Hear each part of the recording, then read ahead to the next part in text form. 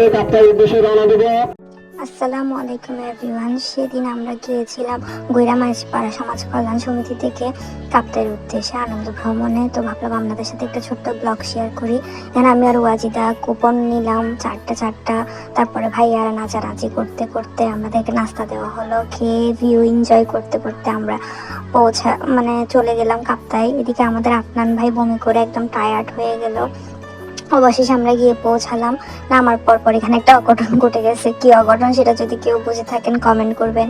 তারপর আমরা কাজিনসরা মিলে কিছু রিলস ভিডিও শ্যুট করলাম। করার পরে আমি এদিকে আমার আউটফিট শো করে ঢং করতেছিলাম। তারপর আমরা পুরো পার্ক ঘোরা শুরু করলাম। পার্কে আমরা গিয়েছিলাম মূলত কাপ্তাই নেভি ক্যাম্পে। পার্কটা অনেক বেশি সুন্দর ছিল। এদিকে আফনান কুকুরের সাথে কি অবস্থা শুরু করে দিল। কুকুরটা এরকম করতেছিল দেখে ও কুকুরটাকে নাচাচ্ছিল। তারপর আমরা আবার ঘোরাঘুরি শুরু করে দিলাম। এদিকে আমি ভিডিও করতে করতে টুস করে এখন পড়ে যাইতাম, কারণ আমি সেইগুলা দেখি নাই। সেদিন ওয়েদার ছিল একদম ঠান্ডা, রোদও ছিল না, বাতাস ছিল, তাই ঘুরে অনেক মজা পাইছি। কিন্তু এই সিঁড়িগুলা নেমে ভাই থেকে আমত হয়ে গেছে। এখানে আমরা দুইটা বান্দরও দেখতে পাইলাম।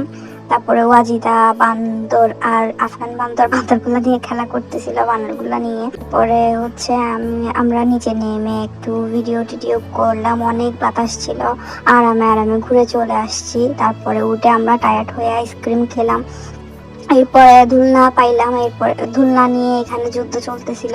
অনেক কষ্টের পরে যুদ্ধের পরে ধুলনাতে একটু সিট পাইলাম বসার জন্য। বসে কিছুক্ষণ ধুলনা চড়ার পরে আবার দিয়ে দিতে হয়েছে জান্নাতকে আর উর্বিকে, কারণ ওরা আমাদেরকে লিটারেলি ফেলে দিবে এরকম অবস্থা করতেছিল। এত জানতো এই দুইটা মেয়ে। আপনাদের কথা না বললেই নয়, এই একটা মানুষ পুরা পিকনিকের মধ্যে একটু টায়ার্ড হয় নাই। ও আনলিমিটেড চালাচালি করছে এই পার্কের মধ্যে। ওর এত এনার্জি কোত্থেকে আসছিল আল্লাহ জানে। তারপর আমরা আবার এসে দেখলাম এদিকে সিটিং অ্যারেঞ্জমেন্টটা আছে ভালো। পিকনিক স্পট হিসেবে ভালোই এই জায়গাটা। পিকনিকটা আরো এনজয় করতে পারতাম যদি শেষ মুহূর্তে বৃষ্টি না আসতো। পরে বৃষ্টি এসে একদম সব শেষ করে দিল। এদিকে দেখতে পারলাম সবাই দৌড়াদৌড়ি করে চলে যাচ্ছে লাঞ্চের জন্য, কারণ মাইকে অ্যানাউন্স করা হয়েছে লাঞ্চের জন্য। গিয়ে দেখলাম এখানে প্রায় লাইন নেই, একটা পুরাটা হজবরল অবস্থা। কার আগে কে লাঞ্চ নিতে পারবে এই যুদ্ধে ছিল এখানে সবাই। দেখেন খানা নিয়ে এখানে কিরকম অবস্থা গাই। দেখেন অসহায়গুলো কিভাবে দাঁড়ায় আছে খাবারের জন্য। দেখেন এখানে আমি নিজে অসহায় হয়ে পেট নিয়ে দাঁড়ায় আছি, খালি প্লেট সবার। অনেকক্ষণ দাঁড়িয়ে থাকার পরে ফাইনালি খাবার পেয়ে গেলাম। খাবার কিন্তু অনেক মজা ছিল লাঞ্চটা। এখানে আইটেমও ভালো ছিল আর মজাও হয়েছিল অনেক। খেয়ে শান্তি পেলাম।